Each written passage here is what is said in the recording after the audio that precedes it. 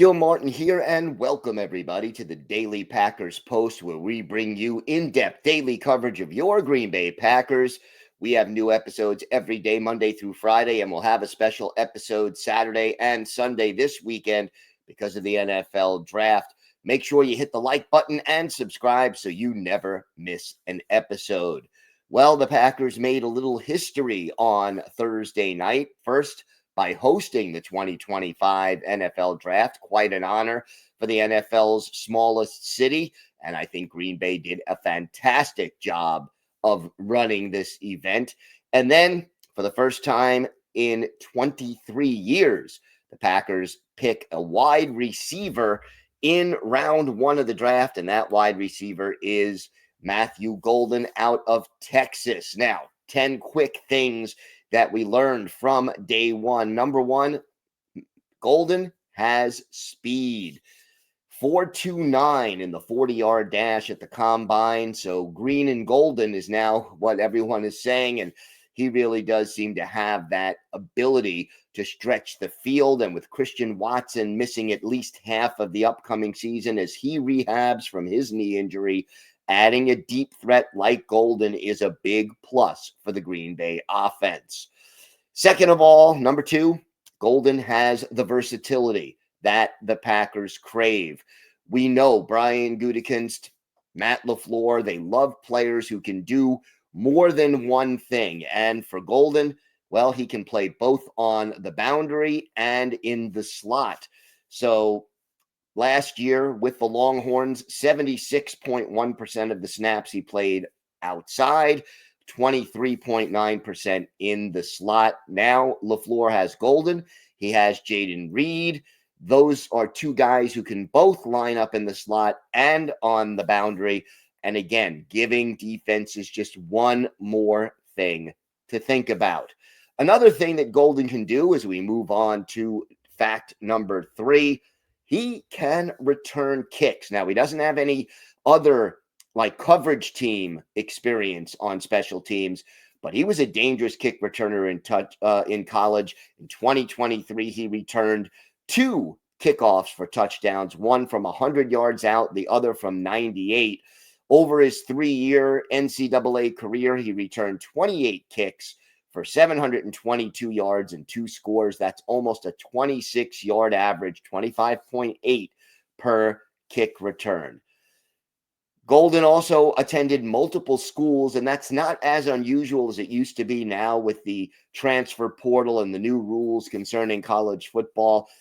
We mentioned he played at Texas last year, but his first 2 college seasons were spent at the University of Houston. He had 13 touchdown catches over those 2 years. And keep in mind, he is still young. Golden is 21 years old. Passed up basically his senior season at Texas, won't turn 22 until August 1st. Number 5 on our list of 10 things we learned, Golden does have an injury history, but it's not necessarily severe. He did play 16 games for Texas last year, but in his 2 years at Houston, he did miss some time during, due to injuries. A rib injury caused him to miss 2 games back in 2022 as a freshman.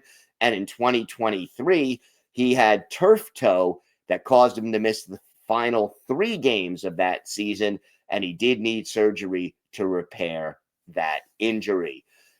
Number 6, Golden does have a favorite pattern. It's a curl pattern. He goes about 12 to 14 yards down the field. He really does a good job of varying his approaches and setting up defenders. And then breaks back to the ball. He has different moves, and that helps keep defenders off balance. One thing to keep a note of, though, Golden does really well on short routes. He does really well going deep, but that intermediate range, that may be where he struggles, and he does struggle a little bit with press coverage. So strength may be something he needs to work on. As for speed, we mentioned he has that. Well, number 7, he ran track in high school. He was part of a relay team that won the district championship in 2021. He competed in the long jump, the 200-meter dash, and the 100-meter dash. His best time in the 100 meters, 10.9 3 seconds. Golden also, as we move on to number 8, ending a long drought for the Packers. First time since 2002 that the Packers took a wide receiver in the first round. That was Javon Walker. He played 4 years with the Packers, finished his career with Denver and the Raiders, made the Pro Bowl with Green Bay after the 2004 season. That was his career best year. 89 catches for 1,382 yards and an even dozen touchdowns. Brett Favre was his quarterback. This is also the first time the Packers took offensive players in the first round in back-to-back drafts since 2010 and 2011, when they took Brian Bulaga and Derek Sherrod in back-to-back years. Last year, as you may remember, the Packers took Jordan Morgan, an offensive lineman. Number 9, Will Johnson, the cornerback out of Michigan, was still on the board, and he did not get selected in the first round, so perhaps his medicals did not check out.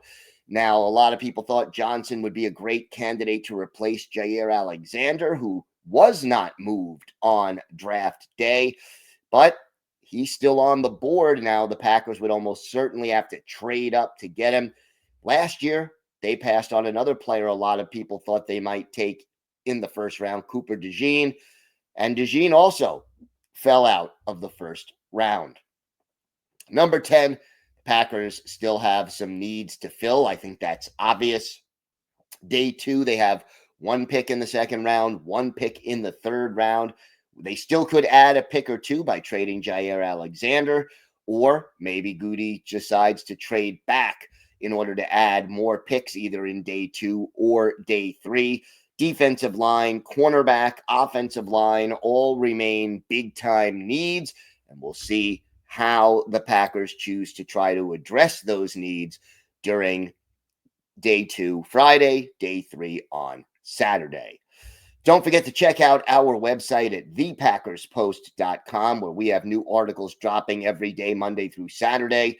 Hit the like button and subscribe so you never miss an episode of the Daily Packers Post here on YouTube. I'm Gil Martin. Have a great day, everyone, and thanks so much for watching the Daily Packers Post. And, of course, go Pack Go.